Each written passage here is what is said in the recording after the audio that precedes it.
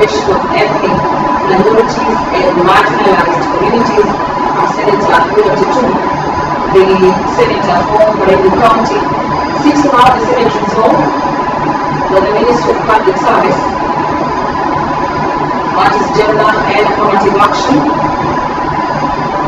the National Gender and Equality Commission, as well as other relevant state departments in collaboration with the Council of Governors, and to initiate measures to identify and address specific needs as well as challenges faced by ethnic minorities. National policy and legislative framework for the integration of ethnic minorities and marginalized communities in Kenya has been researched in the Constitution of Kenya. We are waiting for the Senate to raise the quorum.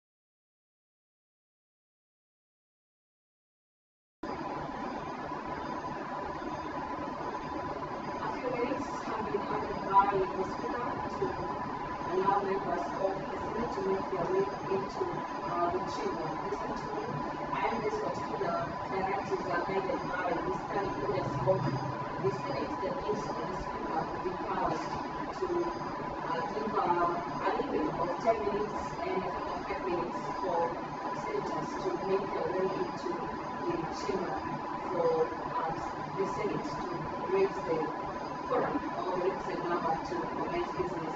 After the lapse of the last minutes given by the Speaker, if the Senate will not have raised the requisite quorum to commence business this morning, then the Speaker will have will be giving further directives which include adjournment of the House until the next sitting of the Senate, which is today afternoon. That we await to see if the Senate is going to raise the number. Actually, only a few senators are required to make their way to the chamber this morning to raise that particular number. And the whip is on that assignment to ensure that senators do make their way into the chamber this morning. We are already aware that the cabinet session for matters of maritime and blue economy is already around the chamber in the holding area, waiting to be guided into the house this morning to answer questions in regards to matters through the Garden College. The Persons with Disability Bill, Senate Bill number 7 of the year 2023, is a bill by the legislature currently before the floor of the Senate, as well as the Heritage and Museums Bill, Senate Bills number 7 of the year 2023. The Senate will also today consider the Kenya Sign Language Bill, Bills number 9 of the year 2023. It is a bill done in collaboration with the Senator for nominated Senator Professor Manuel Kamau and Senator Crystal Asige. The coffee bill, Senate Bills number 10 of the year 2023, is a bill that will be considered by the Senate today. And this particular bill is a bill by the Chairperson of the Standing Committee on Matters of Agriculture, Livestock and Fisheries. And this particular bill seeks to realign matters to do with the coffee industry and regulate the prices, as well as ensure that farmers are not taken advantage of by cartels in the sector. This particular bill seeks to streamline deals in the coffee sector as well as the agriculture industry in general. The prevention of livestock and produce theft bill, this is Senate Bill number 10 of the year 2023, is also another bill for the Senate this morning. And this particular bill is by Senator from Nandi County, Senator Samson Cherargei. Under the Committee of the Whole, the Senator will be considering two bills. These are the Equalization Fund Appropriations Bill. This is Senate Bill number 3 of the year 2023 by the Chairperson of the Standing Committee on Matters Finance and Budget. After the lapse of the time allocated for debate, the Senate will move into voting, popularly known as division, under the Senate rules of final orders, and vote on the proposals in the Equalization Fund Appropriations Bill. The County Education and Training Bill, Bill number 3 of the year 2022, is also another bill that is set for deliberations before the floor of the House today. This particular bill is sponsored by the Senator from Mutembei County, Senator Moses Kajala. Currently, the Senate task is being vacant to ascertain if the House has the number to commence business this morning.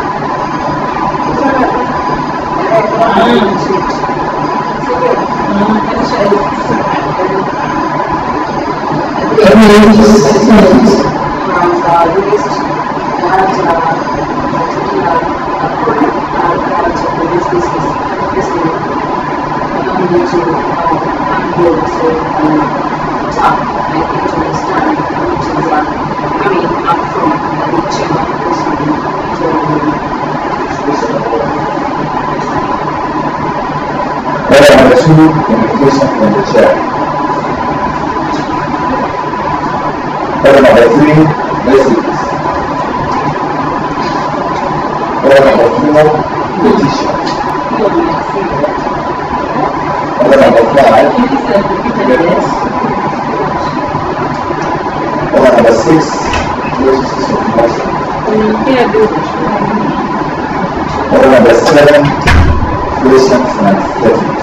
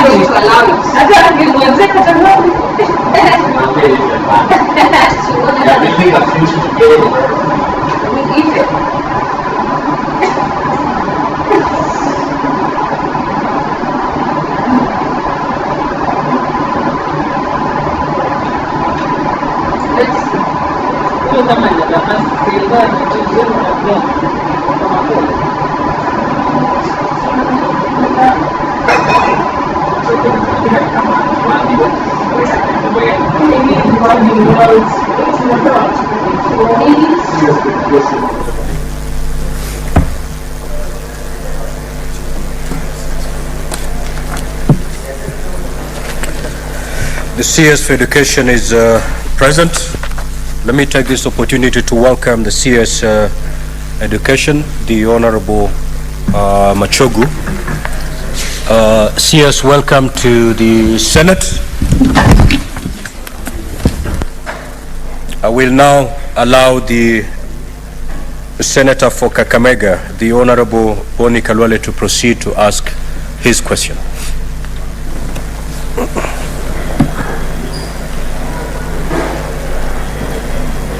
Thank you, Mr. Speaker. Mr. Speaker, sir, I rise to ask question number 22 on the order paper, being A, could the Cabinet Secretary state the remedial actions the Ministry has taken to allow resumption of learning in Mukumu Girls High School in Kakamega County following the suspension that occurred due to suspected contamination of food and water that resulted in the death of 4 students and 1 teacher, and the hospitalization of more than 100 students in various hospitals within the county. B, what support has the ministry given to families of the deceased, particularly in meeting the cost of treatment where applicable and the cost of burial? C, does the ministry intend to compensate families affected by the suspected contamination? Thank you, Mr. Speaker. Cabinet Secretary, can you proceed to call for the question? Thank you, Honorable Speaker, sir. The question is very clear, and my answer is as follows. Mr. Speaker, sir, and all the honorable members, after the unfortunate events at Mukumu Girls High School, I personally visited the school on the 15th April 2022 to assess the situation. I had discussion with the school community and the local leadership on the matter, and on the way forward, I did constitute a multi-agency team comprising of officers from the Ministry of Education, the Ministry of Interior and National Administration, the Ministry of Health and the County Government of Kakamega to look in the matter and make appropriate recommendations. We did give very clear terms of reference to that team, and the Regional Commissioner was the chairman of that particular team. Mr. Speaker, sir, even during that particular day, apart from constituting that team, I also had an opportunity of going to Kakamega Referral Hospital, where during that particular time there were 11 admissions. I was able to stay and consult the families and those who were admitted in the hospital, and actually even at individual level, the Member of Parliament knows what I was able to do that day. And later on, I went to one of the families that had lost their loved ones to consult with the family and the community. Mr. Speaker, sir, the school was reopened after the multi-agency team confirmed that the school was safe for resumption of studies. The reopening was staggered between 8th and 12th May 2023 to allow the multi-agency team to give specialized medical scrutiny and counseling to the runners and their parents. The Form 4 students reported on 8th May 2023, the Form 3 students on 9th May 2023, the Form 2 students on 11th May 2023, and the Form 1 students on the 12th May 2023.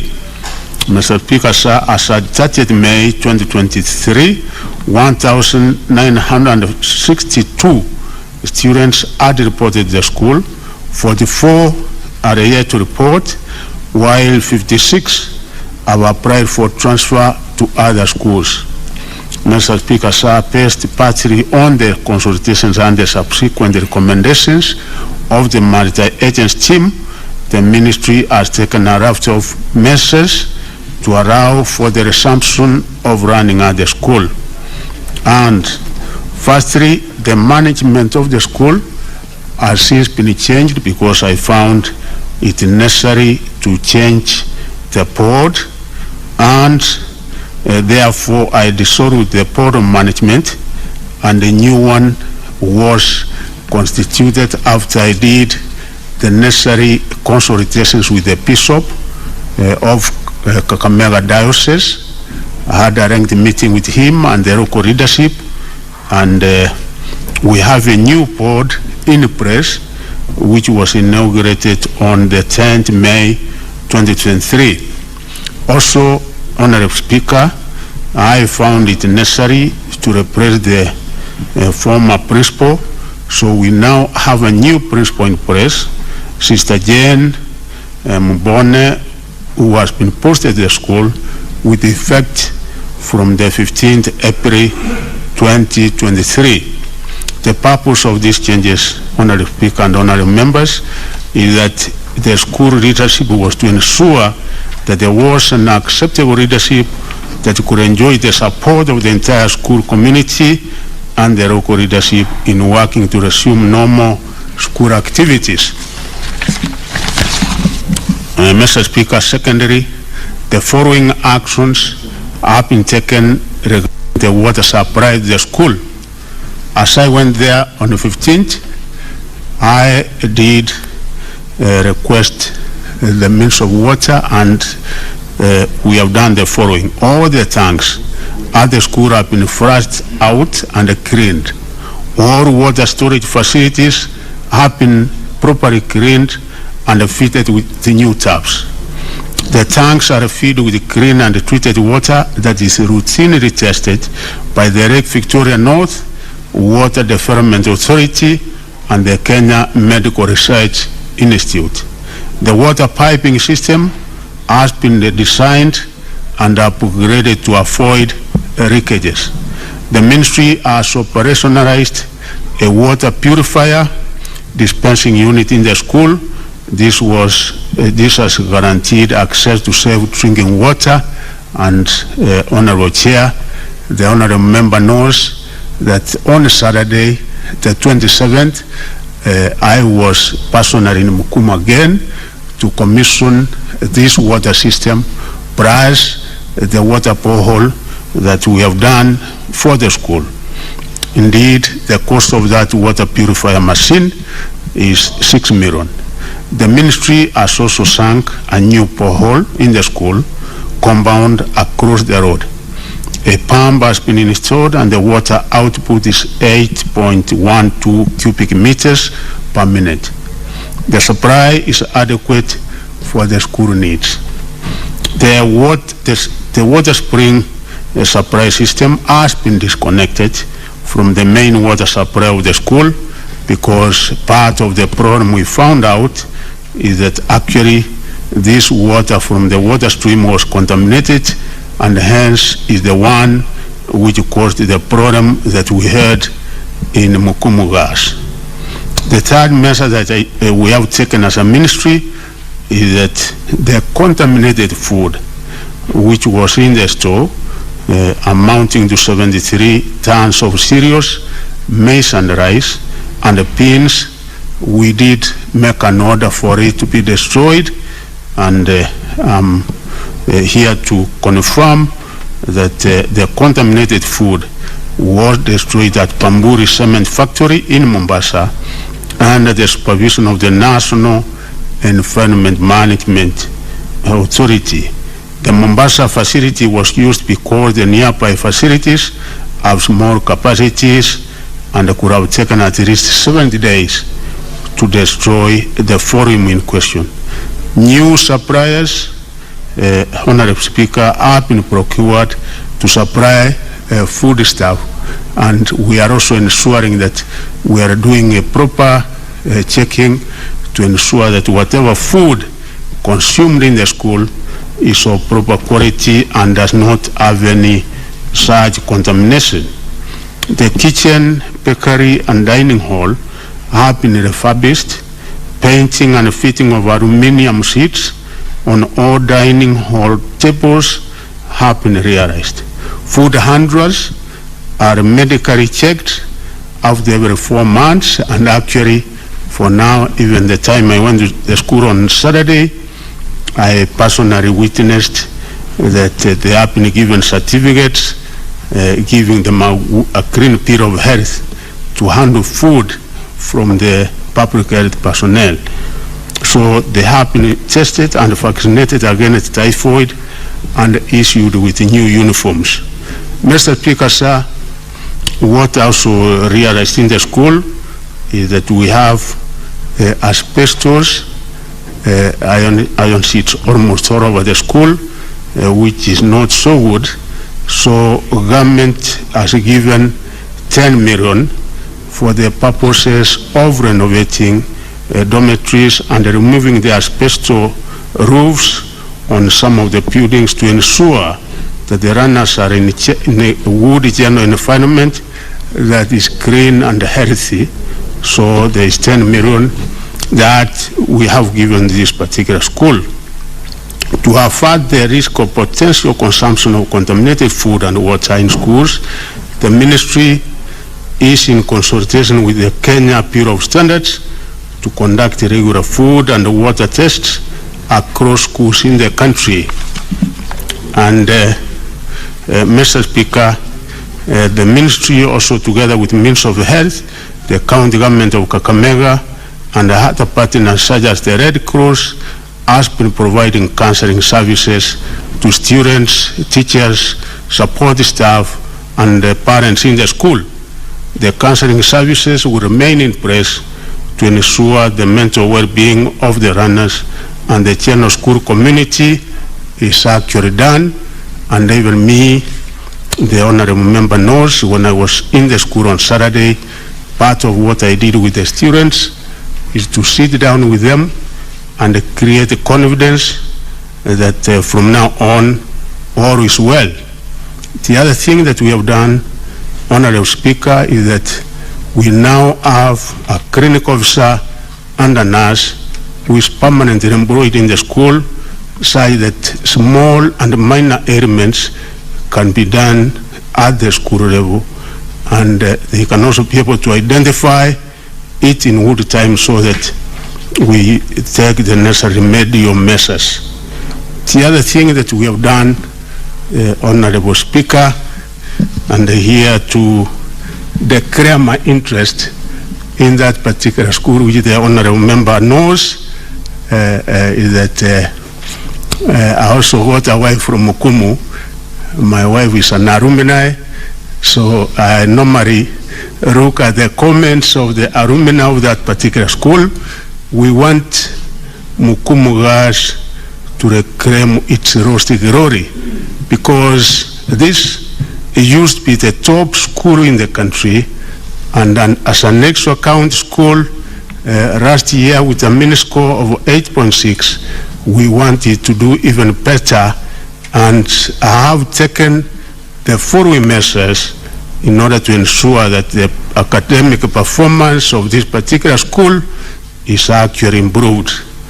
The measures I've taken is that the ministry's quality assurance team has undertaken an assessment of the school and provided various specific recommendations to guide the school management, and this started on the 23rd of May, and we are going to make sure that indeed we have this one done, and I'm confident that the men and women that we have put in the board of diverse background, Ms. Mewa knows, in consultation with the local leadership, we have, among others, the former principal Moi Edoret, was in the team.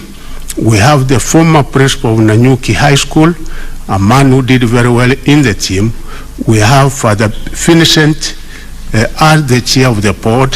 So with the raft of measures that my quality assurance has recommended, as given here, we are sure that the school is in the upward trajectory. We are creating confidence among the parents, their students, and making sure that this particular school, in 1 year or two, it will be among the top schools in the country, the Honorable Speaker. And I have recommended what we are doing, particularly on this area of performance improvement, and for sure we are going to make sure that the performance of this school is improved. The multi-agency team remains in place to monitor the implementation of the recommendations and to ensure that the school fully returns to normal operations. The team has regular engagements with the school management and provides report to the ministry. The last such meeting was held on Friday and Saturday, because when I was in the school on Saturday, we had a meeting with the regional commissioner and the entire multi-agency team.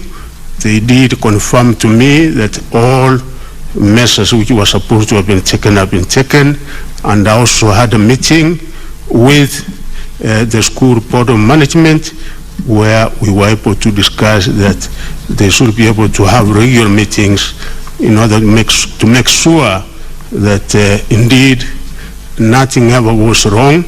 And not only in Mukumu chairperson, Honorable Speaker, but in all our schools, we have been able to send a circular indicating what we expect in all our schools. Mr. Speaker, on the cost of treatment, I wish to inform the House that the Ministry, through the Head Fee Insurance Policy, catered for the cost of treatment of the 109 students in various facilities that they were admitted to. The facilities in which they were treated include the Kakamega County General Teaching and Referral Hospital, the Moi Teaching and Referral Hospital, the Aga Khan Hospital Kisumu, the Kenyatta National Hospital, Rive Care Hospital, Pungoma, Oasis Hospital, Kakamega, and Medihill Hospital in Kisumu and Eldoret. The deceased families are entitled to a group life insurance compensation of Kenya shillings 400,000 per student from the Edwafia insurance policy, and we are following that. And in a few days' time, I'm sure that the 400,000 that, according to the policy, will be paid to the affected families. The ministry, through the regional and the county offices, and the school's management has provided guidance and support to the bereaved families in pursuing these claims, which have said they should be paid any time from now. The requisite forms have been completed and forwarded for processing, and as a ministry, we are pursuing to ensure that expeditiously a payment to that effect is made. Lastly, whether the ministry intends to compensate families affected by the suspected contamination, Mr. Speaker, sir, as I have indicated, the ministry, through the head of insurance policy, pays the costs of treatment for the runners who fell sick following the contamination. The families of the deceased students, as I've said, will be paid 400,000 per student from the group life insurance cover as compensation. The ministry will also continue to provide psychosocial support for the affected families and also the students. Mr. Speaker, sir, these are the forms of compensation and support that the ministry is able to provide within the existing framework. And as I've said, this is something that as a ministry we take very, very seriously. Chairperson, Honorable Speaker, and each and every school I go to, and my senior officers, like yesterday I was in schools in Siaya. Those are some of the things that we make sure that we check to ensure that schools are able to comply and conform to the basic health requirements. Thank you, Honorable Speaker, sir, and honorable members. I so submit. Thank you, CS. Honorable Kalwale, you, pursuant to Standing Order 51C7, you have a right to 2 supplementary questions. You may elect to ask them now, or you may elect to ask one. Allow your colleagues to ask supplementary questions, and thereafter you ask as the last person. What do you elect? To ask 2 supplementary questions at a go, or you ask one and then choose to be the last to ask the last supplementary question? Thank you, Mr. Speaker. Mr. Speaker, I prefer to do it the traditional way, which is that you allow me to ask 1 question, and then my colleagues will support me with whatever intervention they have, and then you give me the final say at the end. Kindly proceed. Thank you. Mr. Speaker, this is a very satisfactory answer, and I want to thank the Minister for the same. Minister, on behalf of the leadership of the local community, I am the head of that community. It's called Abakak Mega, comprising of the Isoha and Idaho community. I want to confirm that myself, Honorable Elsie Muhanda, Honorable Fred Ikana, Honorable Bernard Shinali, and the MCS, we are satisfied with the changes that you have made, and we are fully supporting. The second thing, we want to thank you for the intervention that you made. This was not a laughing matter. The death of a teacher and the death of 4 children was too big to bear. Senator Mr. Speaker, sir, may I ask my question now? Please proceed to ask your question. Yes. Mr. Speaker, sir, despite the answer being satisfactory, there is a bitter taste in the mouth that the Director of Education in Kakamega County was fully informed of this problem long before the children died. This was not the first time it was happening. The previous year, it had also happened. It was coming because of the long rains, when the rains were sweeping feces into the spring. He ignored.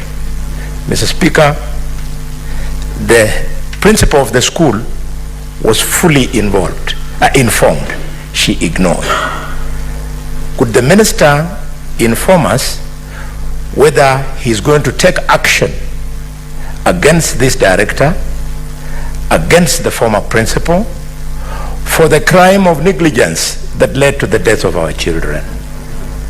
And if you are going to invite the ESCC into the school to investigate again the crime whereby there was a syndicate, the former principal was a supplier together with the employees of the school. Thank you, Mr. Speaker. Those are two questions. Proceed to answer the two questions, Honorable CS. One is to whether you're going to take an action for the criminal negligence of the principal, and the third is the syndicate that the principal was involved in the supply of goods to the school. So those are two questions. You've exhausted your right, Honorable Boni Kalwale. B. Thank you. Thank you, Honorable Speaker, sir.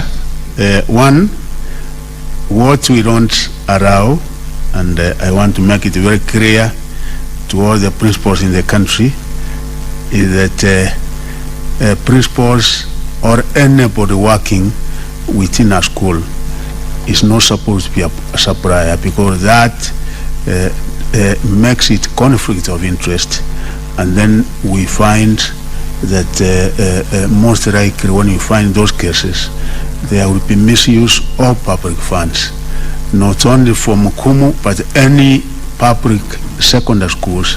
Kindly, Honorable Speaker and the honorable members, once you find any such specific case, let me know. I will be able to investigate, and for sure I will be able to take the necessary disciplinary action, not only removing that particular principal from that school, but also even trying to investigate to see whether public funds have been embezzled in the process. I met a number of principals, all the principals of national schools.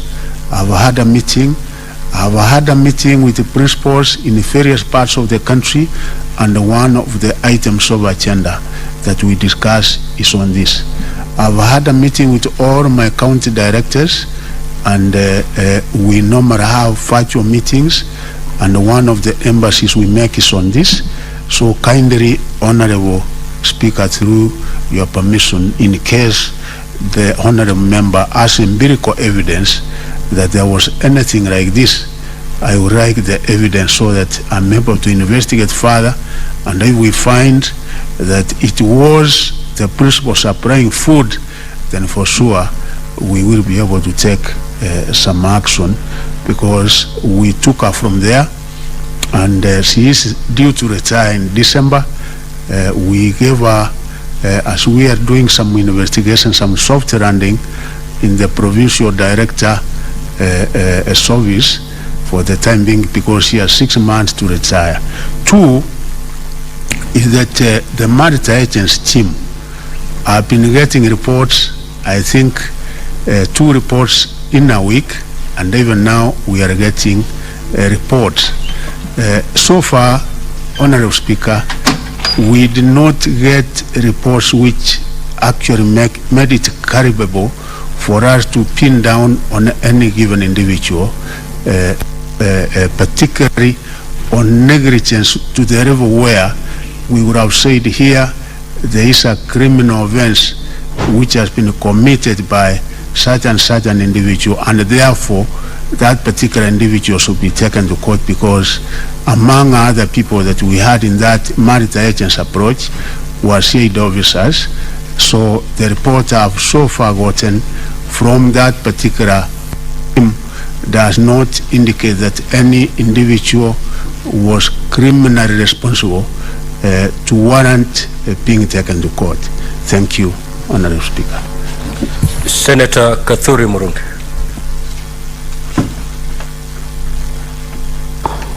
Thank you, Honorable Speaker, for this chance to ask a question to the CS Education. Honorable Speaker, I want to ask a very direct question, because there is basic education is a fundamental right to all children, plus then right to clean water, So I want to ask the CS in that light, how is he going to make sure that all schools, so that it is not only Mukumu girls, all schools have access to clean water in the country?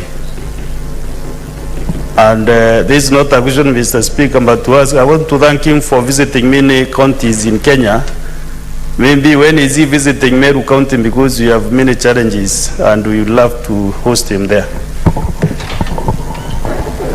Honorable CS. Thank you, Honorable Speaker. My good friend knows that I was in Meru County. We sorted out the program that we had in Meru University, and the university, I'm happy, is now moving on very well. I went to Meru National Polytechnic in Meru, and also to another TVET institution, and I'm sure that soon enough, again, as I go through the other counties, Meru is also in my program. Honorable Speaker, progressively the government is doing something concerning water, and if you look at the allocation of money given for this particular development, there is money which is given for school borehole development, but because we don't have the technical capacity and the equipment to do the water boreholes, the money is given to means of water. Just because means of water has the technical expertise and it also has the equipment to do the boreholes. Actually, like the other week, we did open and commission two boreholes in Nyandarua. The one I commissioned in Mukumu Girls was money which is given by government for schools, but given to means of water. So progressively, we are doing boreholes. I'm commissioning another one in Laikipia this coming month on the 7th of July. So progressively, the allocations we have been given for water, which is given to means of water, we are doing boreholes. But in the meantime also, we request the schools, particularly in areas which get adequate amount of rainfall, to do a little bit of rain harvesting, roof harvesting, and also a number of schools are supplied by the existing water supplies in those areas where they are. So progressively we will be improving the situation out of the allocation that is given to us through means of water. Senator Boni, you take the last bite on that.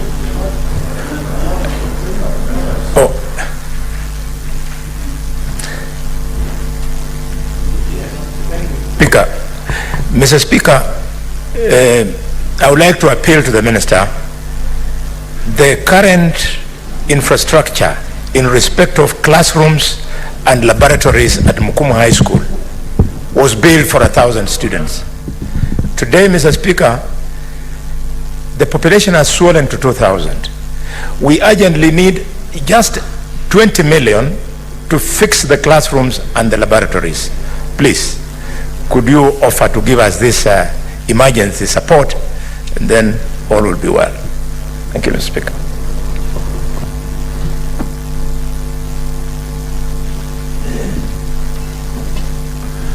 Thank you, Honorable Speaker. Actually, the Honorable member, my good friend, knows the discussions that we had. The school procured 12 additional acres on the other side of the road, and we had very serious discussions on the meeting of Saturday, and I'm sure that out of the infrastructural funds that are given for us to give the schools, again, this coming financial year, 2023-2024, one of the schools which is going to be a beneficiary is Mukumu Girls. So I give you the assurance that that is going to be done. Senator Mazzaya.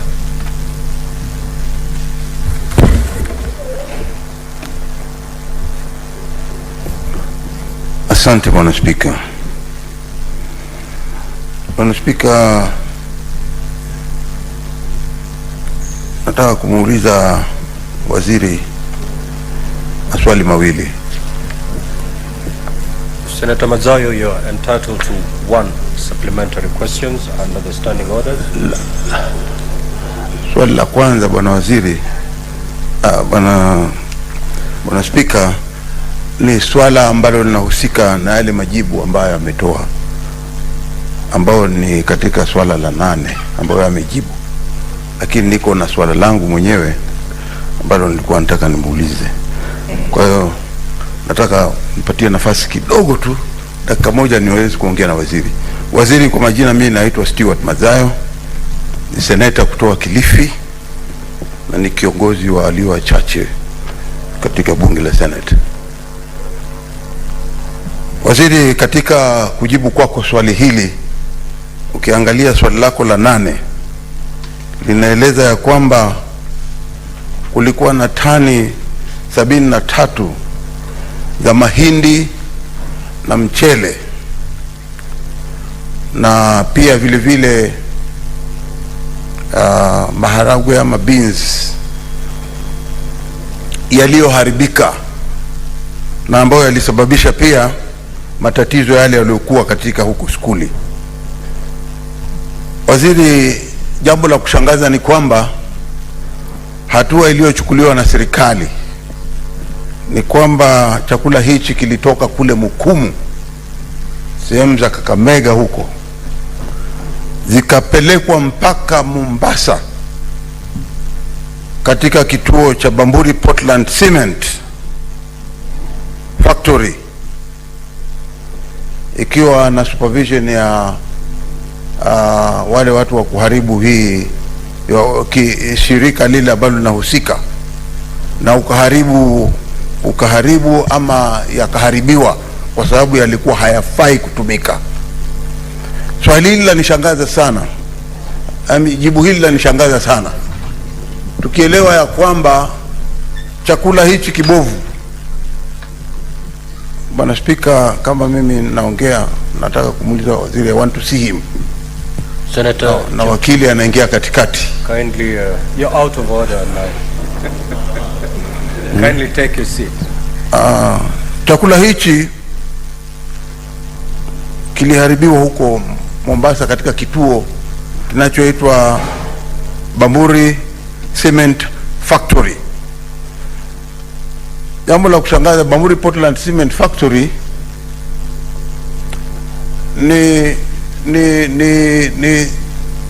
ni factory ya kutengeza simiti,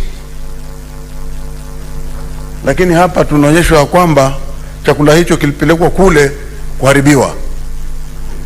Cha kwanza nataka kujua ni kwa sababu gani ulichukua hatua ya kuchukua chakula hicho kutoka Kakamega kwenda kuharibiwa katika Bamburi Portland Cement Mombasa, katika kampuni ambayo ina deal na simiti.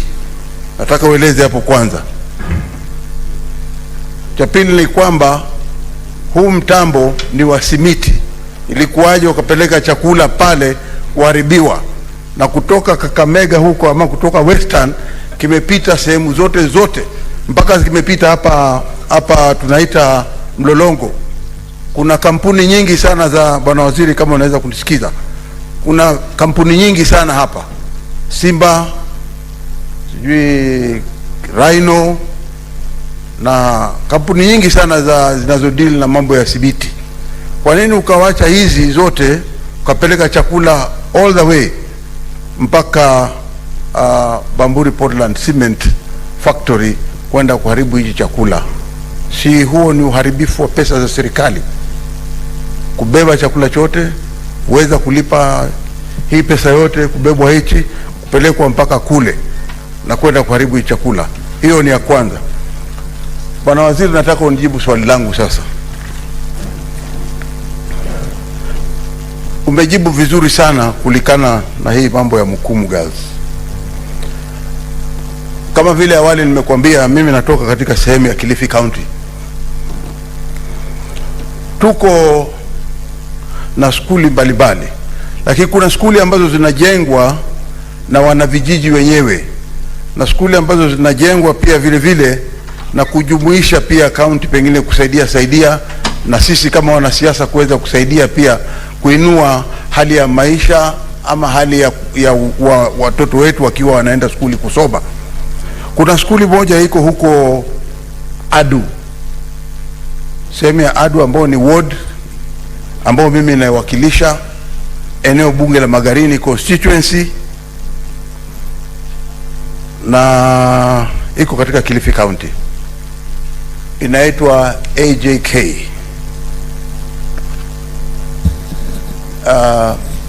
Nilikuwa nataka kujua ni lini skuli hii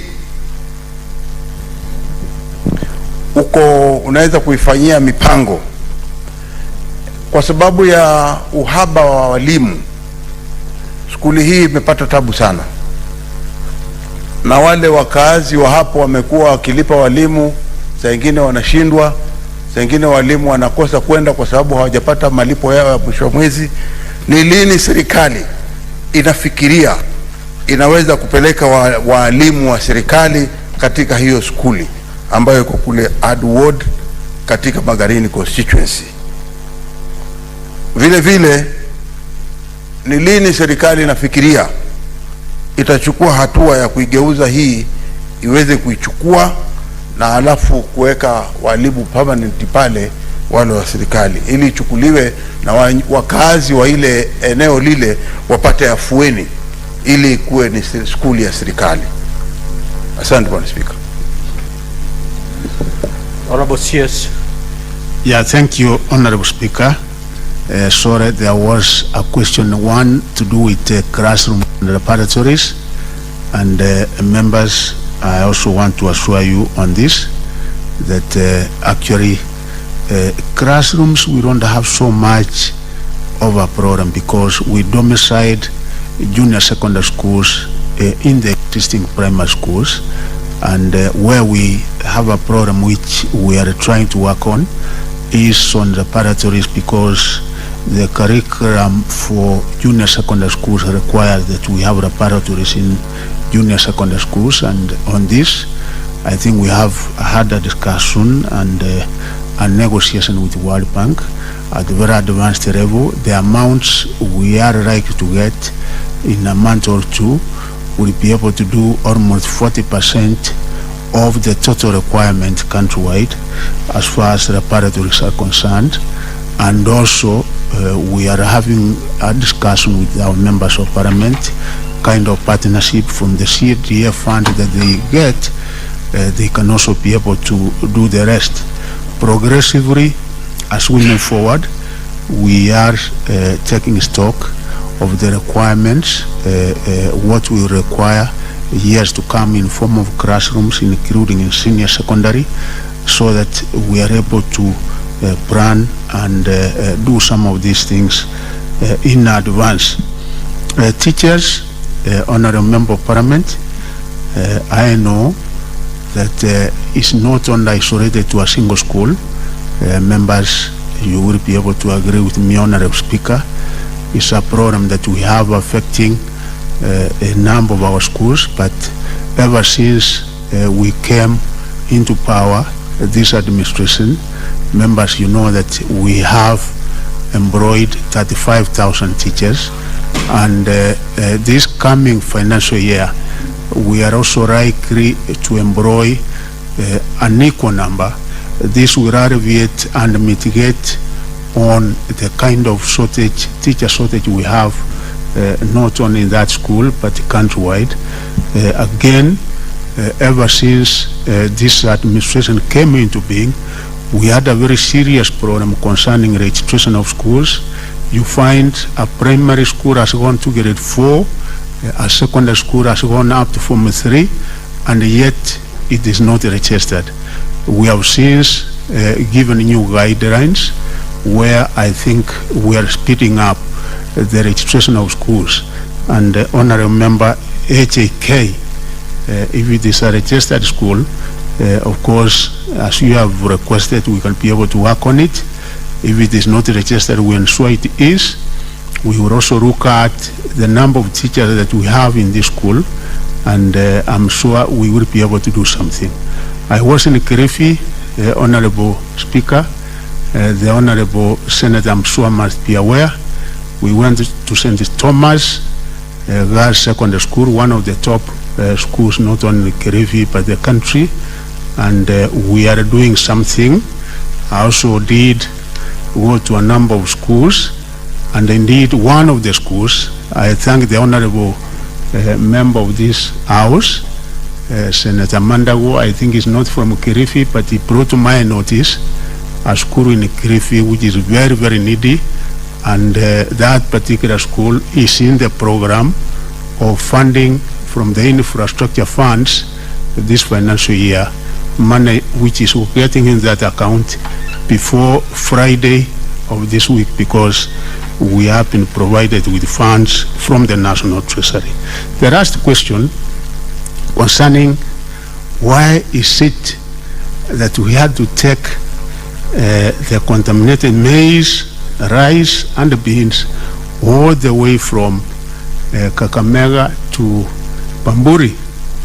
Initially, I was also asking the same question as Senator is asking, and I found from our experts in NEMA and public health that the only area that we have a facility for disposal, that this particular maize and the beans and the rice would have been disposed and dispensed with, was Bamburi. The whole of Western region, Nairobi, we do not have that kind of facility to have it disposed of, but Bamburi has a very, very good facility for disposal. You know, initially I was also thinking it is something easy.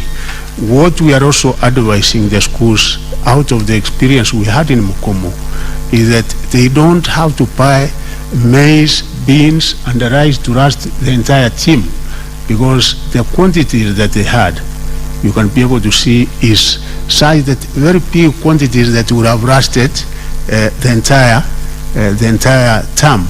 And also the kind of preservative being used is one other thing that brought a lot of problems. We are also now checking on that, out of that experience, escalating it to all our schools nationally, so that our county directors, the public health people, and the experts are able to check on this. And from our meetings and the guidance we have even given our county directors of education, we are really following up this. So, Honorable Speaker, sir, it was out of the recommendation of the experts, and only we were informed that the only facility where we can be able to have it destroyed, say that, you know, we don't have the kind of situation we are hearing, that there was something somewhere and then it got out in the market. We don't want this thing to be somewhere and then after a few days you find brought the maize, the rice, the beans has gotten back in the market. We wanted us to have it disposed as soon as possible and expeditiously so. Thank you, Honorable Speaker. Senator Chute.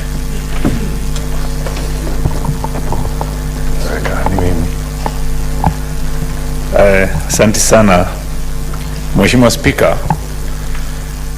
Nashukuru sana waziri vile ameongelea juu ya mambo ya shule. Vile unavyojua Bwana Spika, kifo ya mwalimu na kifo ya wanafunzi 4 ni mambo ya kushangaza na ya kustua. Jana Mheshimiwa Spika, nilikuwa primary school inaitwa Santuri kule Loyangalani, constituency ya Laisamis. Niliingia staff room nikakuta chakula inapikwa kwa staff room, grains imewekwa kwa staff room, mandege wakiingia, wakibeba, wakihara, wakitoka. Na nikauliza kwa nini imekuwa hivyo, na wakasema hatuna facility ya kutosha ya kuweka hizo chakula. Chakula yaharibiki kwa sababu ya kuletwa peke yake. Hata vile inawekwa kwa store iko na shida sana. Nimesikia waziri akiongea mambo ya shule moja peke yake.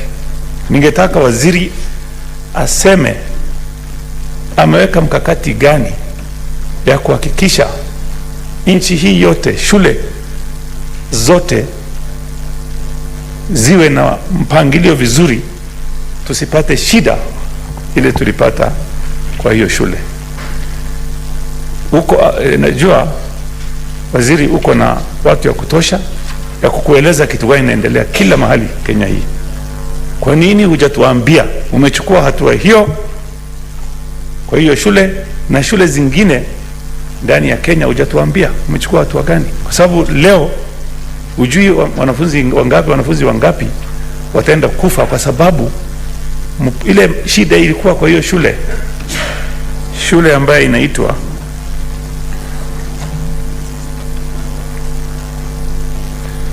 inaitwa Mkumu High School.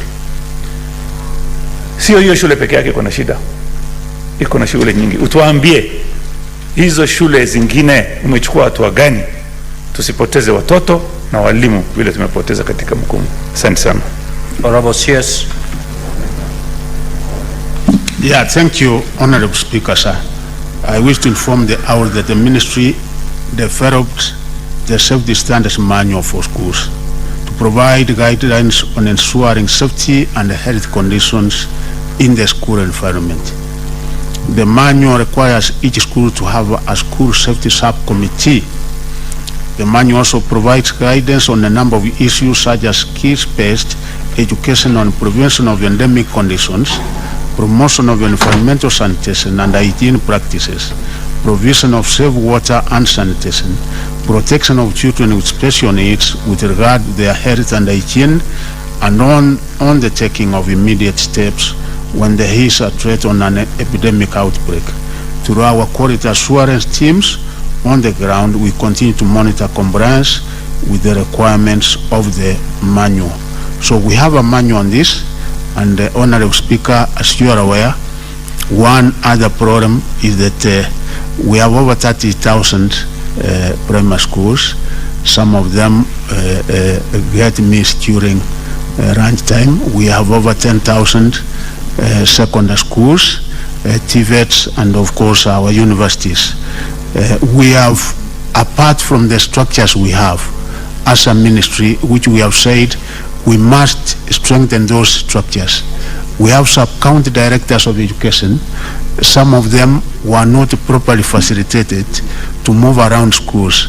But what this administration has done is that with the effect from this year, we are giving each of one of them a vehicle such that they can be able to be checking around the schools, because as CS and PS education, we cannot, it is not physically possible for us to move to each and every school and check on this, but the officers, right from the regional level, the county and the sub-county level, we have insisted that they must be going into schools.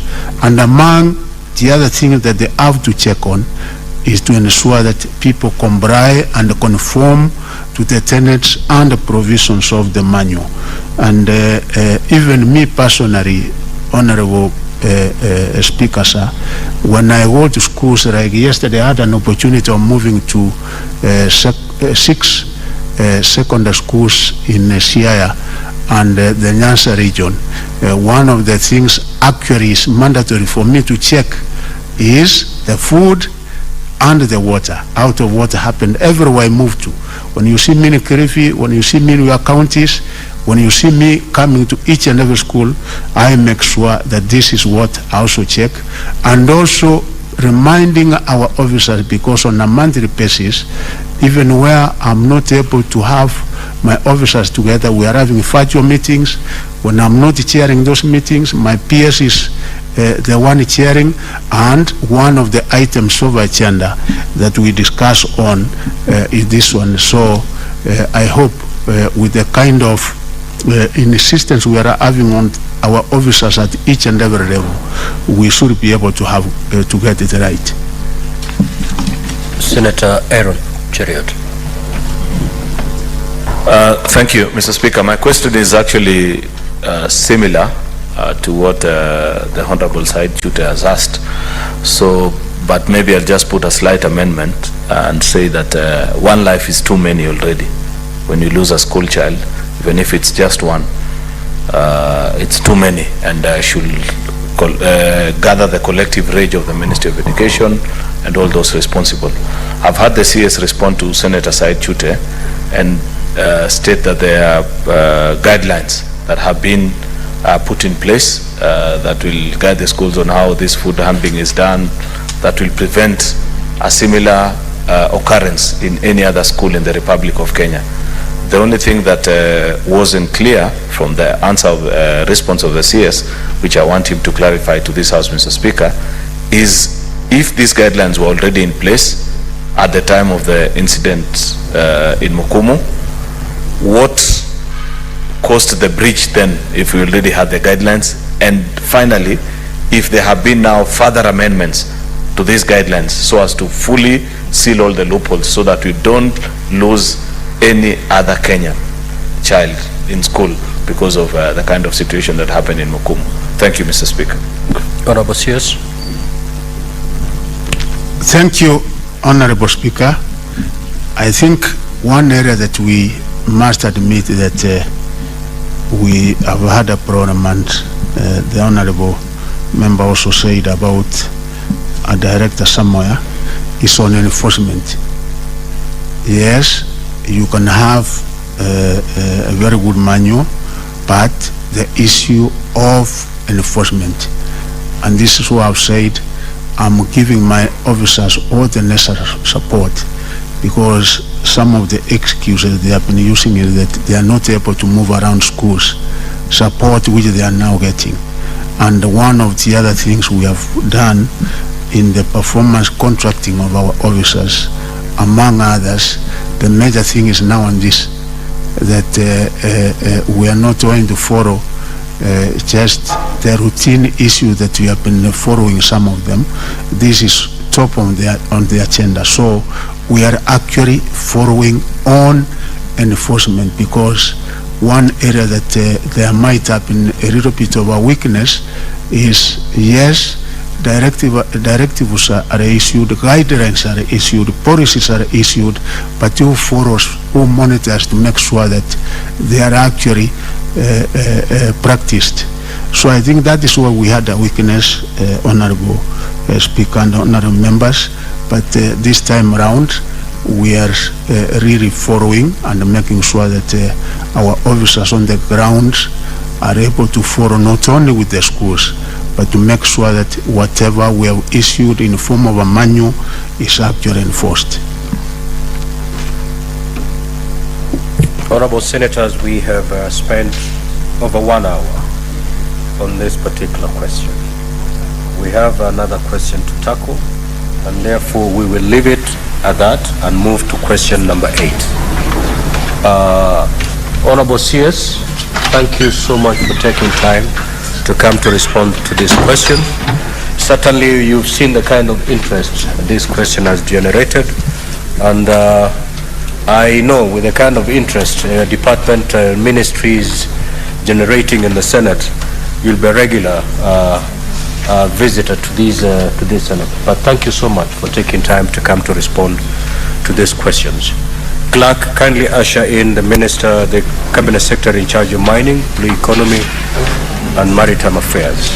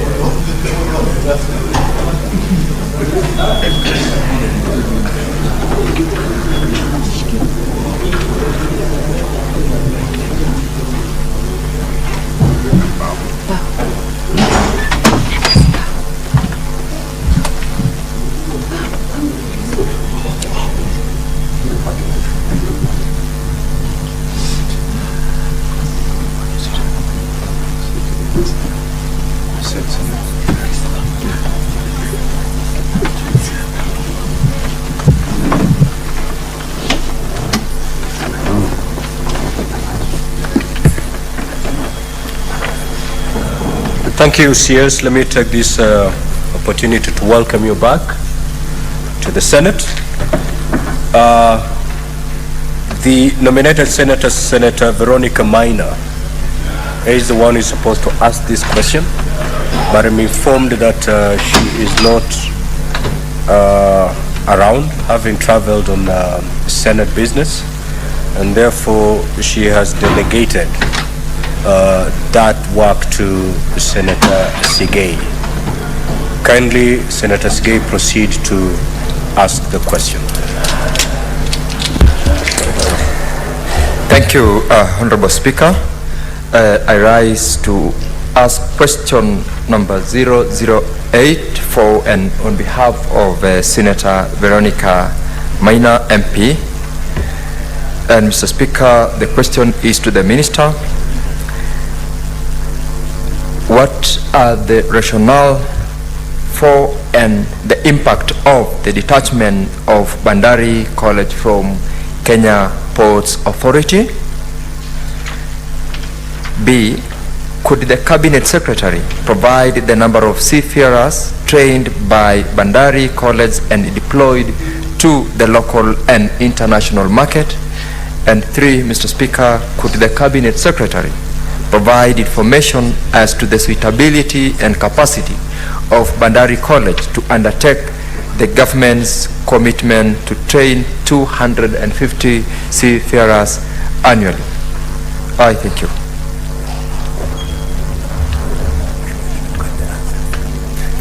Honorable CS.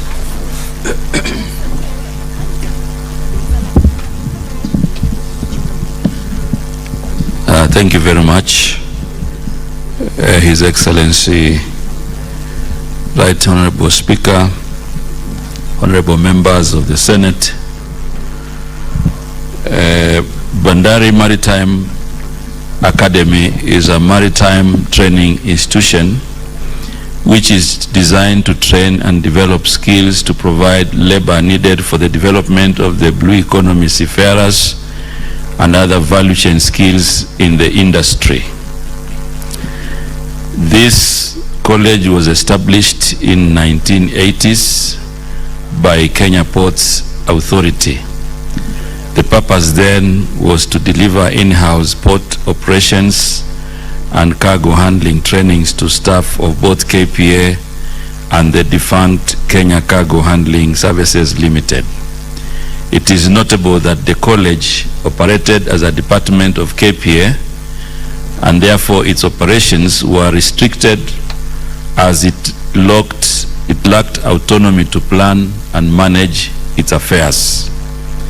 In subsequent years, and due to rapid changes in the maritime sector, the college was expected to expand the scope of training to address the global maritime sector skills and provide skills that would enable employability of the youth in seafaring and other value chain carriers in the shipping sector beyond KPA operations. Over the years, BMA has realized growth in the course portfolio and has expanded facilities and the training capacity to address the training needs of both port operations and other maritime courses. In order to spur growth in the maritime sector and create employment opportunities, therefore KPA staff undertake courses to build their capacity at BMA. In 2017, July, the blue economy sector was adopted as the 8th sector of the economic pillar in the MTP3 of Kenya Vision 2030. Critical to this development was the identification and transformation of Bandari College into a regional maritime center of excellence for skills development for the blue economy. to address the challenges therein and to meet the growing skill demands for the maritime sector and the blue economy, the government, through legal notice number 233 of 28 November 2018, therefore decided to transform Bandari College into Bandari Maritime Academy as a semi-autonomous government agency. The transformation of the college was envisaged to facilitate the country's quest to explore the benefits accruing from the blue economy sector. The initiative to reform the college is anchored within the framework provided for in legal notice number 233 of 28 November 2018, the State Corporations Act Chapter 446 Laws of Kenya, and the Constitution of Kenya 2010. This transformation of the college to an autonomous status granted it a state corporation status that was required to drive innovation, diversification of training, enhanced performance, creation of partnerships, resource mobilization, and sustainability. This has enabled a drastic increase in the numbers trained, raising the trainers to over 5,000 in the current financial year. The Academy has completed the recruitment of the first batch of technical officers, which will further enhance its training capacity. The Academy is currently the only international maritime organization certified maritime training institution in Kenya, and was last assessed in February 2023 and confirmed to be compliant, thereby enabling Kenya's retention in the white list under the IMO regulations. Part B, Honorable Speaker, of that question, Bandari Maritime Academy trains in both modular and short courses. Modular courses generate skills for trainees who work as officers, while there are hundreds of other Kenyans who pursue other seafaring courses, careers under the IMO regulations to allow for employability at sea. The statistics below indicate the numbers trained at Bandari Maritime Academy since inception in 2019. Your Excellency and Right Honorable Speaker, I have provided a table with clear numbers of the trainees since 2019 for the different courses, which is clearly in page 3 of my presentation. And it goes on up to page 4. However, I just want to give an example. The number of seafarers that have been engaged in local and international markets, for example, in last year, we had 1,450 seafarers, and 2023, as we speak now, we have 320 who have been engaged, giving a total of 1,770. But when you get the entire total of seafarers trained, it will number to slightly above 5,000.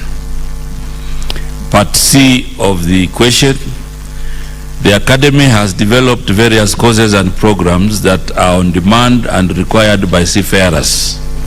The Academy has enhanced its capacity to train at least 5,000 seafarers per year in both the short-term and long-term courses, as shown in the achievements and statistics above. The Academy has been approved by the following agencies to train in various courses which are ongoing. They registered by TVETA, and the courses approved as in the TVET institutions. It has been approved by KMA to train seafaring courses, specifically 16 courses. Approved by National Transport and Safety Authority to train for port operations and cargo lifting. It has been approved by NITA to train in low-level skills also required by seafarers such as plumbing. Courses in BMA are approved by the Kenya National Qualification Authority for International Comparativeness. Examinations in BMA are conducted by various agencies such as BMA, NEC, NTSA, and NITA. Training equipment and resources. The Academy has workshops and classrooms for various trainings, like in seamanship workshop, maritime engineering workshop, mechanical engineering workshop, and 22 classrooms. The other equipment available is simulations, training boats. We also have port operation equipment, forklifts, terminal tractors, gantry crane, driving school equipment. Where equipment and resources are inadequate, the Academy has engagements with Kenya Shipyard, Kenya Coast Guard Service, and Kenya Ports Authority to use existing facilities for training. The Academy has also engaged various shipping lines through signing of MOUs, notably by CMS, CGM, MSC, for sea-time training, which is critical for employability.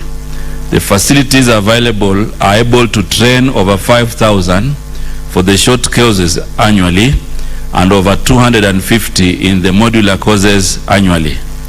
The Academy therefore has capacity to train more than the 250 seafarers per year as mentioned in the inquiry. Thank you very much, Mr. Speaker and honorable members of the Senate. Thank you. Senator Sigei, you would have,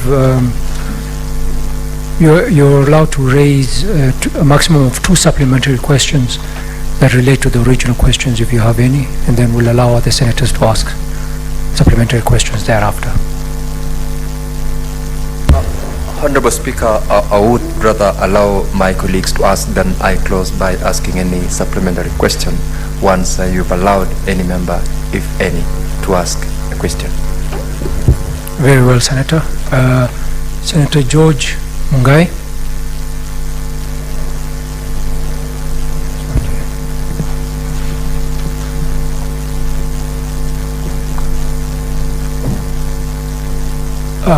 Senator Boni Kalwale. Thank you, Mr. Speaker. Mr. Speaker, the Minister is aware that the top busiest seaports in the world, without going through the order, namely Singapore, Brussels, and a number of other seaports that are the top. They are in countries that are facing a crisis of youth, countries that don't have youth. Now that we are churning out 5,000 qualified children from this, who are likely to be employed in these world top seats, what are you doing to help our children to secure jobs in Brussels, Singapore, Germany, US, who don't have children, including Dubai? CS, you can respond to that question. Thank you very much, Mr. Speaker and Honorable Boni Alwale. And on this matter, Mr. Speaker, I want to put the record straight for the nation. First of all, what we are doing in the State Department of Maritime and Shipping, we have entered into MOUs with the international shipping lines, so that when the seafarers are trained, we attach them to the international shipping lines.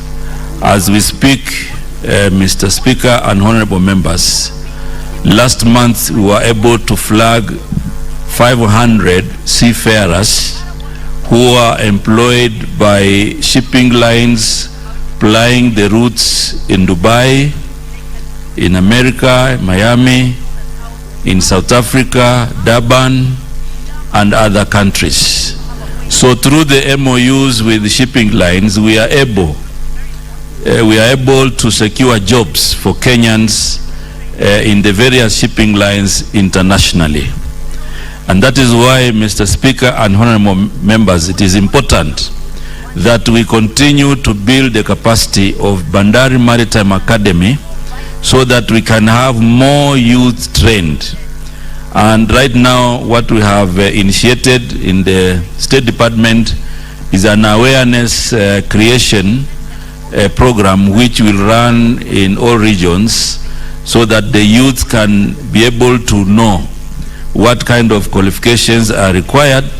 And of course, as we build the capacity of Bandari Maritime Academy, then we are able to comply with international regulations and international policies. So I want to confirm that the opportunities in Singapore and in many other countries, we are able to harness this through the MOUs that we have entered with the Mediterranean shipping line, with other shipping lines that are very active internationally. Thank you very much, Mr. Speaker. Thank you, CS. Senator Julius Murgo.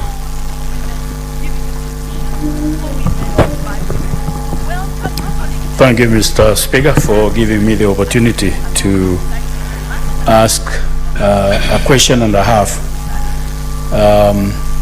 May I know from the CS as to what the ministry is doing to make counties and local areas aware of what minerals they have in their areas, because some of them, because of illiteracy and lack of many situations that would make them aware or give them capacity to be able to be aware what they have, cannot be able to know what exactly, and therefore giving an opportunity to advantage takers who come and exploit the locals because of the fact that they are not aware.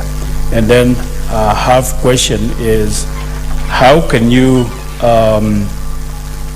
give assurance of investors, because there is sometimes a time that an investor comes and then he is invaded by greedy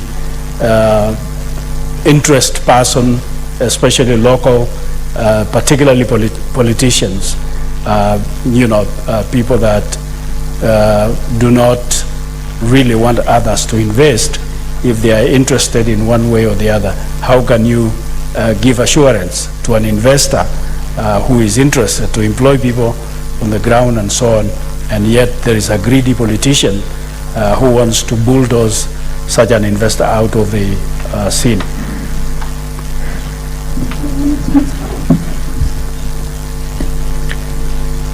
Maybe we'll take a second question, Waziri, and then you can answer the two questions. Majority Leader. Thank you, Mr. Speaker. I want to thank the CS for his appearance and the response that he has brought to the House. This is a very important topic that you're discussing. While the conversation centered majorly on Bandari College, of course, any prudent minister will also plan for eventually what happens to these students after they are done with the college. Therefore, the question I wanted to ask the good minister is if his ministry has sent any set any conditions precedent before any shipping line is allowed access into our waters, to give them perhaps a target. I know he has said there's a policy and they make requests to them, but I believe that part of the conversation that we need to have in a increasingly growing competitive global market is that you need to have an agreement before, if they give the licenses annually or biannually, depending on the frequency, an agreement with the international shipping lines on the number of seafarers that they can take Otherwise, his response is adequate on the number of people that they are training. But you do appreciate that this is a highly specialized skill or training where you can only secure jobs where there are waters and ports, as has been observed. Secondly, is just in line with what Senator Boni Halwale had previously asked, whether they as a State Department have got any protocols or proposals that they are giving to foreign governments, especially those that share, those that have a trade imbalance with Kenya, on availability of these specialized skills for people to work in their ports. Is it part of what we sign? There are countries that we trade with, and they have significant trade imbalance with Kenya, yet they are known to operate some of the world's best and busiest ports. When we, as part of trying to even out the trade imbalance that exists between our country and those specific countries, are the graduates of this college, do they feature in that conversation as part of those that they sign on and secure jobs for? I thank you, Mr. Speaker. Waziri can answer the questions from Murgor and the Majority Leader.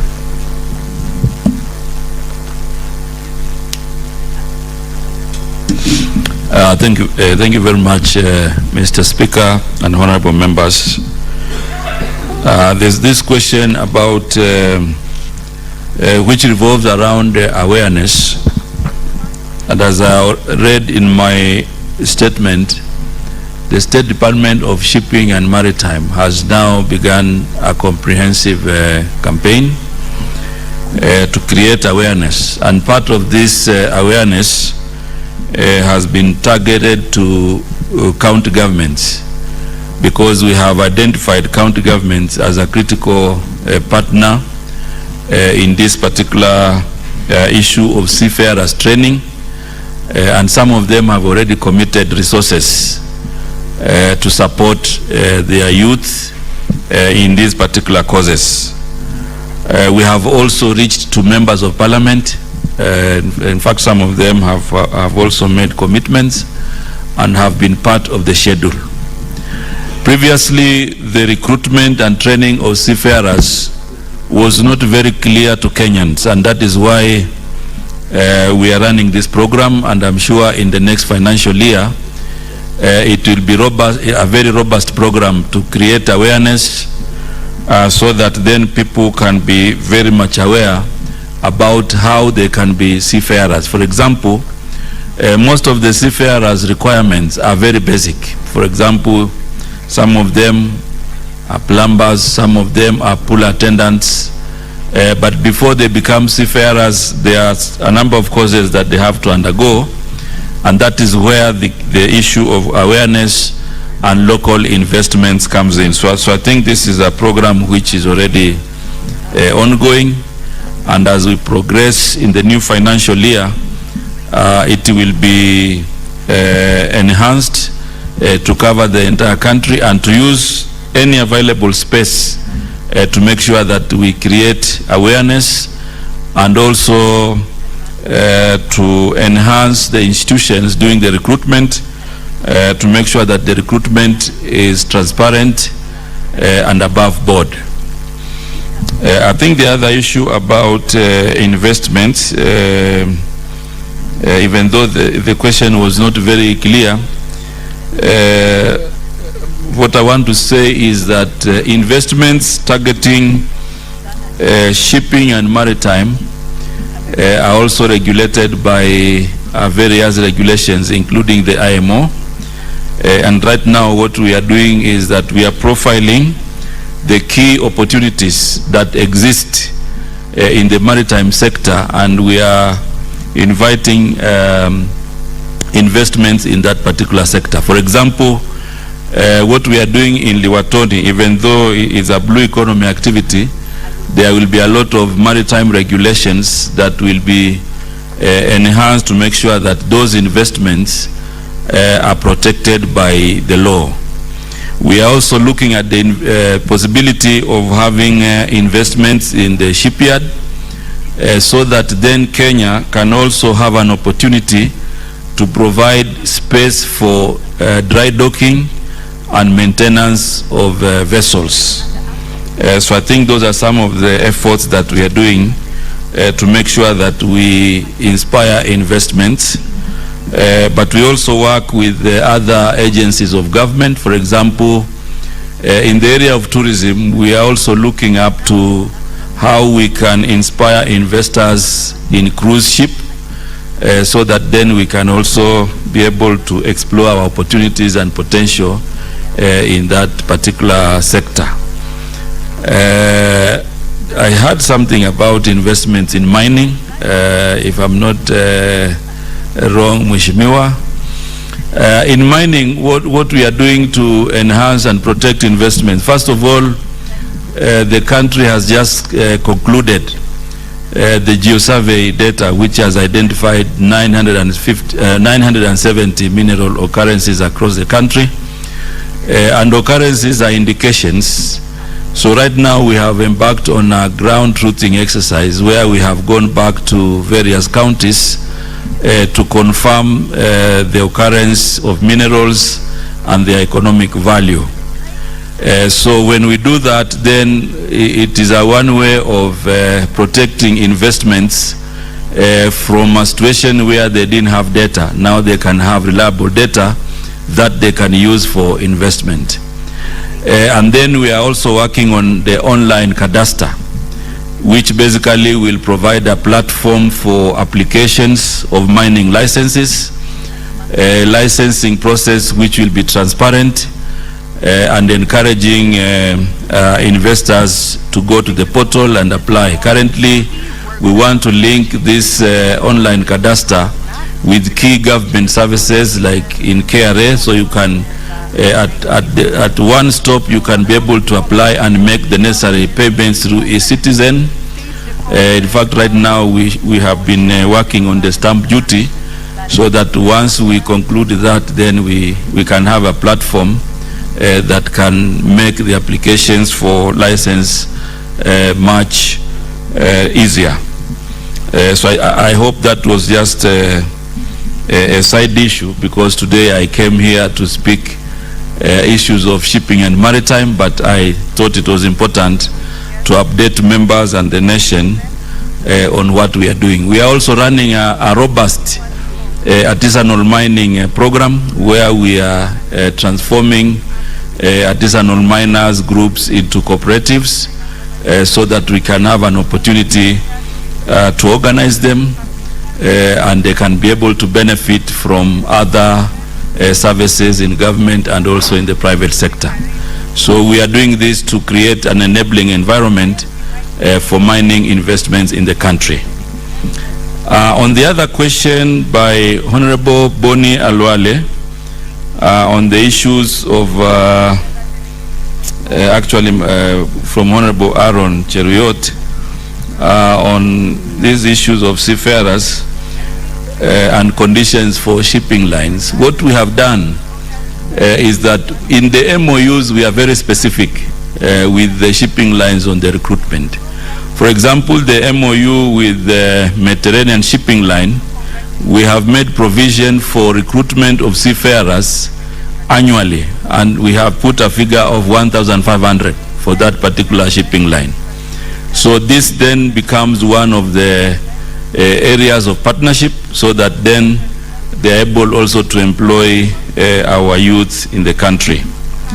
The other thing we are doing, especially with Qatar and South Korea, part of the negotiation protocols bilaterally in the areas of shipping and maritime, we are also negotiating with them on the number of youth who can get opportunities in Qatar and South Korea. So that is just an example. And once we have the numbers, then now we utilize the capacity in Bandari Maritime Academy to prepare them to qualify for these particular jobs that we are negotiating.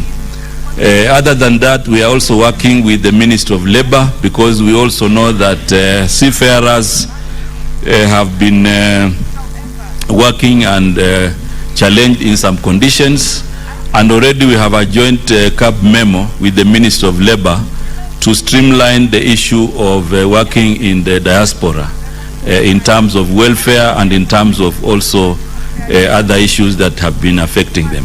Thank you very much, Mr. Speaker and honorable members. Thank you, Waziri. Senator Mohamed Abdallah Shakila. Thank you, Mr. Speaker. Mr. Speaker, my question goes to the CS regarding the fishing sector. When the President was giving his keynote during the opening of this House, he mentioned that he's going to improve the fishing sector. Maybe the Minister can tell us what his ministry is doing to improve the fishing sector, whereby we are able to tap all the opportunities and the resources available in fishing sector, because as we're talking now, our resources are being taken by the trawlers, which are foreign trawlers. And that is something which it could be done within our country and improve our economy in terms of fishing. Thank you, Mr. Speaker. Honorable Senators, I think it is important we remember that we limit the supplementary questions to maritime affairs. But I will allow that question. Senator Cherargei. Thank you, Mr. Speaker, sir. My question to the CS concerns the role of counties, especially in partnership of boat training and work of seafarers, Mr. Speaker, especially to counties along our coast, the northern, the coastal part of the country. What is the role of the counties? Because I believe, Mr. Speaker, it is not the exclusive mandate to some level for the national government to do it, Mr. Speaker. And finally, Mr. Speaker, what, like for example, Mombasa Port, which is their sister port, that they pick the best practices in terms of shipping and maritime, for example, like Miami International Port in the US and Singapore Port, as Senator Boni has mentioned. What partnership to ensure that there are best practices in terms of running of maritime and shipping and improving the efficiency of our Mombasa Port, among others in the country. I thank you, Mr. Speaker. Thank you, Senator. Waziri, you can respond. Thank you very much, Mr. Speaker and honorable members. The question that has been posed by Honorable Amina Abdallah, Honorable Senator, and you rightly observed, Mr. Speaker, that today we came for maritime. I think there's a day I came here for blue economy and fisheries, and I gave a comprehensive report on what we are doing in the Blue Economy and Fisheries State Department. However, because this is a question which I'm sure she's asking on behalf of the residents in Lamu County, I will respond to this question, and because also it's good for the nation to be aware of what we are doing in fisheries. First of all, in the blue economy and fisheries sector, we have said that this is a critical area that we need to spur investments. And therefore we have divided the investments in terms of medium level and high level. Medium level focusing on artisanal fishermen. And for artisanal fishermen, for example, we have zoned the country and the blue space in the Indian Ocean, in Lake Victoria and other lakes into critical areas for investment. For example, in coast region, we have looked at the entire area from Lamu to Kwale. And in Lamu, for example, we have said that in that entire Indian Ocean, we will be able to work with county governments so that we are able to develop landing sites that could be a first point for value addition. So we have zoned from Mokoe for Lamu County. We have looked at Kipini in Tana River. Kilifi, we have Ngomeni and Kichwa Chakati. We have Kidongo in Mombasa. We have other areas in Kwale County like Mwaepe, Gazi, and Vanga. And in all these areas, we have identified critical areas for landing sites, and some of them are at the level of connecting water and power, and some of them are at the level of advertising for construction. The only challenge there has been the issue of land, but the governors are sorting that, and then we are able to do those investments. The other thing we have done with our development partners, we recently concluded a process where we are also providing new boats to the beach management unit, and currently we have provided new boats, actually 26 boats in the 5 counties of the coast region. We are also working to ensure that we transform the BMUs into cooperatives so that we can link them to financial institutions. So we have mapped out the entire country and identified 445 BMUs that we need to transform into cooperative societies. For example, in the Lake region from Migori, we are working around Sori, where we have a landing site. We also have another landing site we'll develop in Nyandiwa in Homa Bay. We have Mulukoba in Busia. We have Ogal and Asat in Kisumu. We have Wichlum in Siaya, and also Luanda Kotieno. So these are areas that we have identified for basic value addition, and in fact we are working with the counties on those projects. In Lake Turkana, for example, we are working with the government of Netherlands because we also want to develop cooling systems for fishermen in Marsabit and Turkana, and that project will be should be able to give us, has a budget of around 1.5 billion, so we should be able to work around it, and should be able to give fishermen an opportunity for investment. We also have another program we are working with counties on aquaculture. We have 15 counties in the Lake and Western region, and also in Mount Kenya, so that we are able to develop our capacity in aquaculture. And linked to this, we have a big program that we will be launching soon, the Kabonyo Kanyagwal program, which will cost about 1 billion. So once we launch it, then we are able to enhance our capacity in aquaculture. We are also working with other partners on enhancing our presence in the exclusive economic zone in the Indian Ocean, so that we can be able to inspire our capacity in tuna fishing. And that is why we have the Liwatoni project in Mombasa, so that then it becomes a landing site for vessels that ply the trade in deep sea.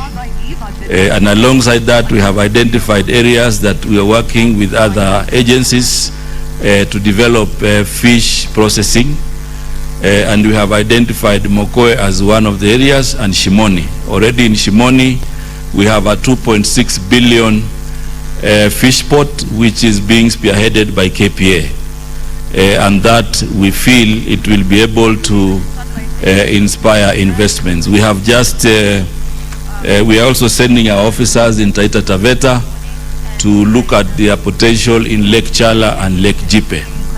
So basically, Mr. Speaker, even though the question came as a surprise, I thought it was important that I give it an overall presentation so that members and the country can also benefit from this information.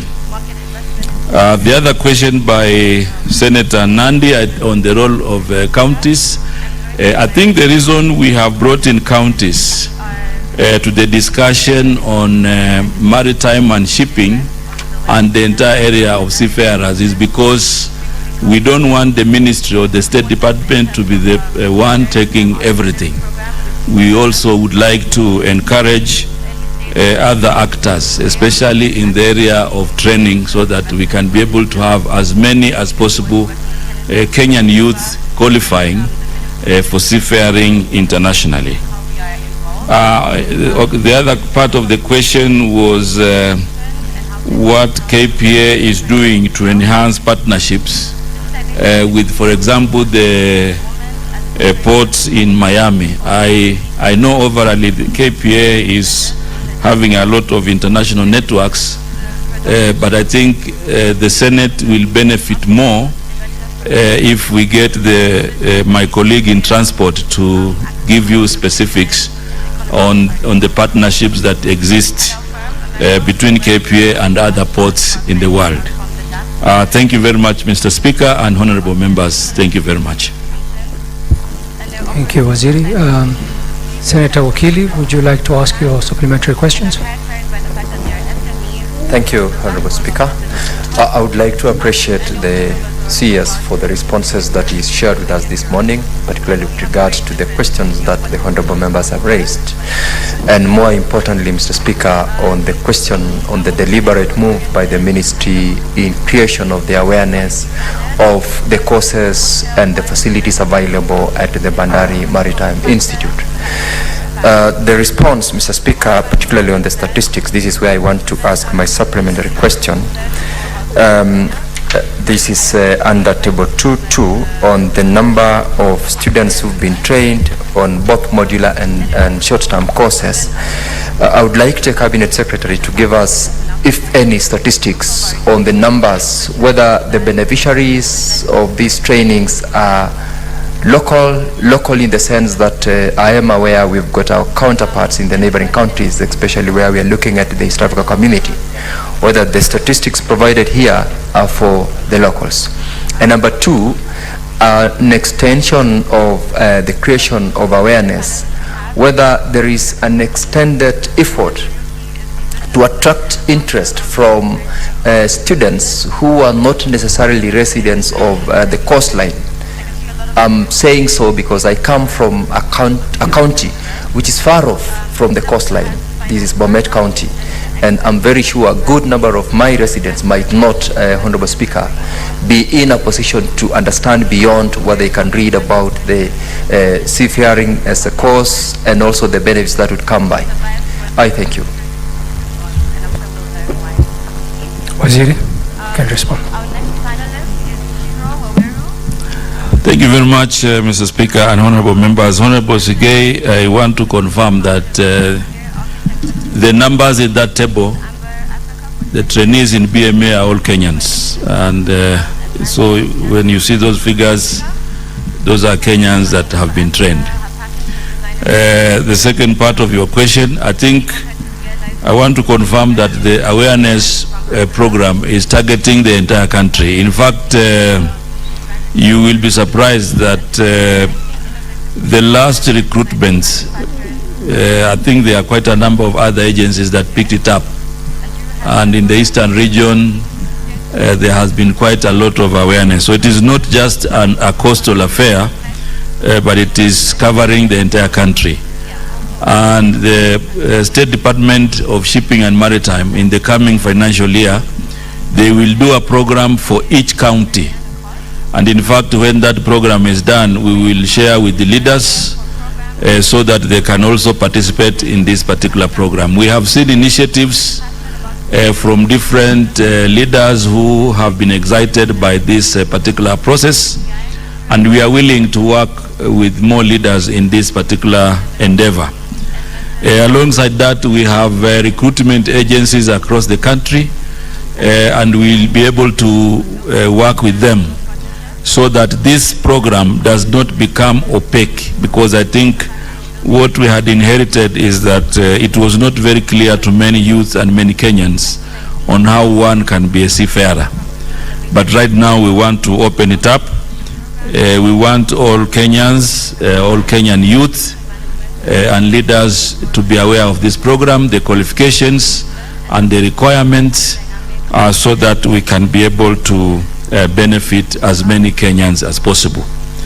Maybe the last point I want to talk about on this issue of seafarers, Mr. Speaker and honorable members, I think what we also need to be aware going forward, as we tap the opportunities, we also need to invest in Bandari Maritime Academy so that it can have the requisite capacity to undertake this kind of training, and not to rely on sea time from international partners. I think going forward we are working towards making it even more able to undertake these particular trainings, because the most critical in this is the sea time.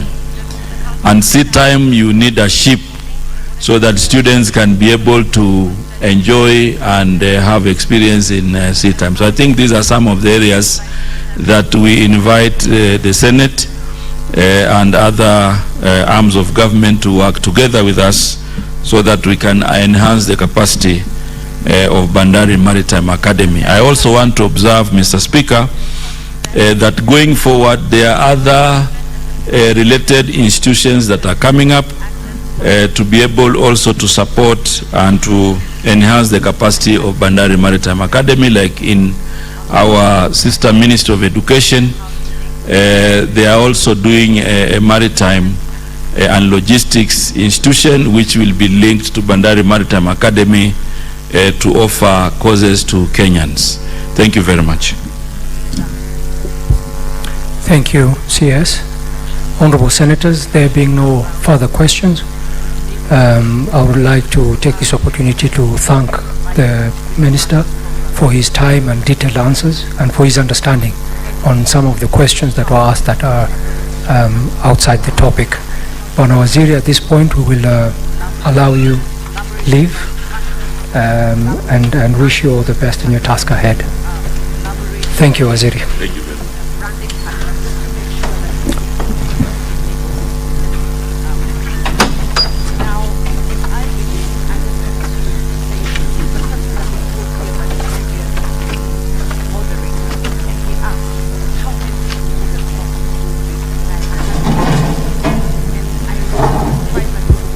Next order.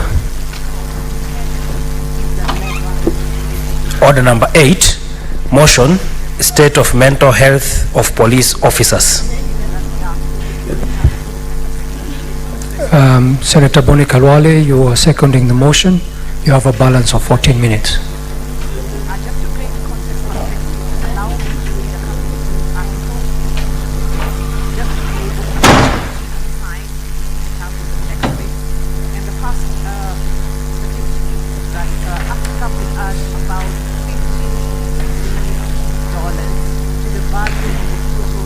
Thank you, Mr. Speaker.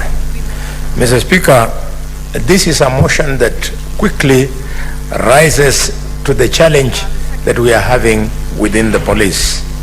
Mr. Speaker, it is almost every day, every week, or several times in a month that we hear about police officers either turning against themselves or members of their families or their own colleagues.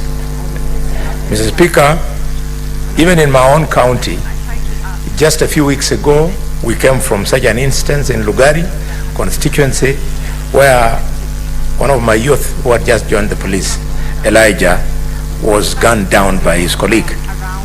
Many people take this as criminal activities, but to me, I think there is a deeper problem captured by this motion by the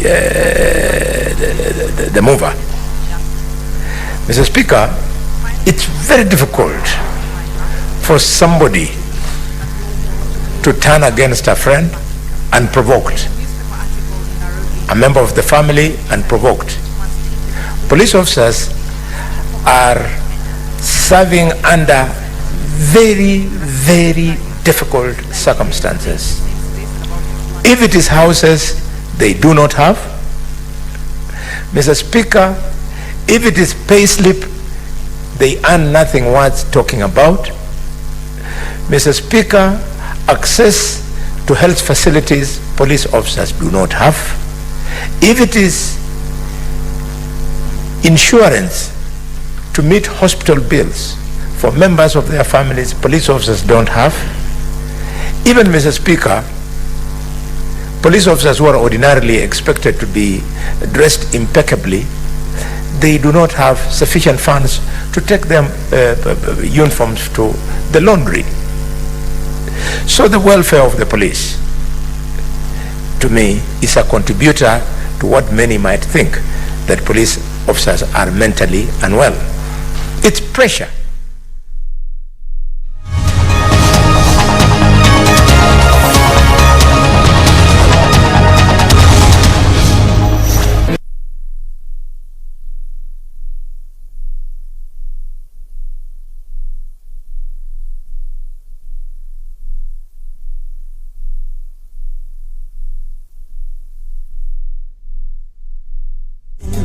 To the ocean shore, we see it, we hear it, it's Kenya's call.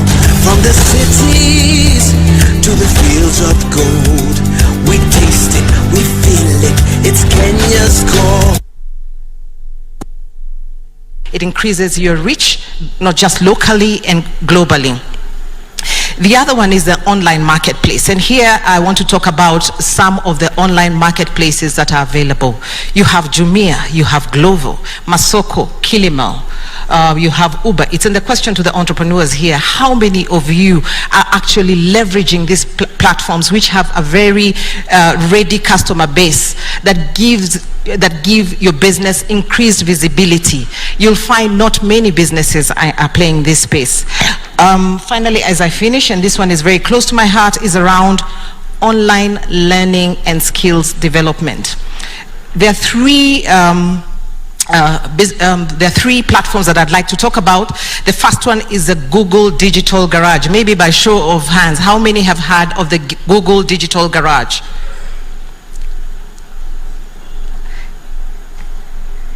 Dear audience, there's only 3 hands up.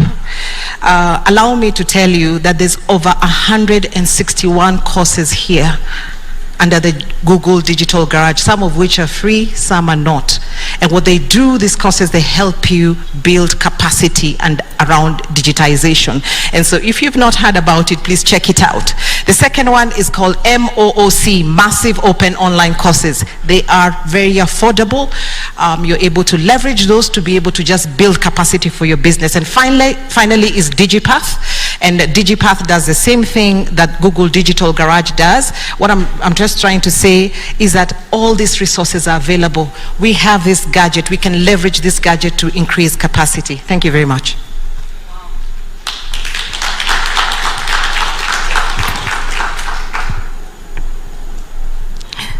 Good afternoon all. My name is Shiro Waweru Waithaka. Architects will be upset. I'm not an architect. I'm an interior architect and a carpenter. I'm setting this for context. So I trained in carpentry as well and started a factory a couple of years ago. Yes, we were focused on children and children's furniture to be specific, because there's a huge gap not only in Kenya but on the continent for dignified learning institutions. Okay, talk about TVET and everything, but we don't have enough qualified carpenters. Fast forward, everybody knows about the pandemic and my business closed. I had no customer. We had no raw material, but we had no customer. 8 months later, my fundi said, they called me, boss, you have to open. And I said, what are we going to make?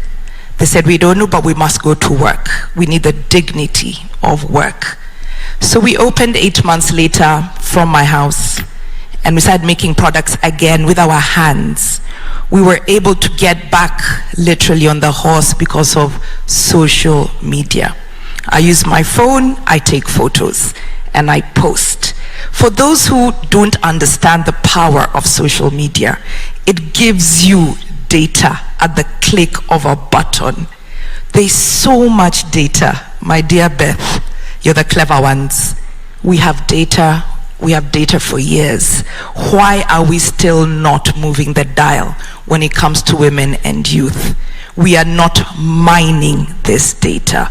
We are not using it for relevance. We are happy regurgitating the data. Our dear government, we are so happy that you're even hosting this conference. I can count maybe 2 of you who's wearing anything made by a woman. You are our largest customer. You do not buy from us. So why should we believe that policy will change this? Start consuming from us. It's the market first. You have furnished your offices, we have seen on the internet. You are wearing smart clothes, we have seen. How many women have actually genuinely benefited from being your customers? And I'm talking about manufacturing here. For us to then go to the finances, we are not bankable because we have no money, because we have no customers. In bulk, I will make 1 chair, 1 table, 1 dress. I am not bankable, and you like repeating we are unbankable.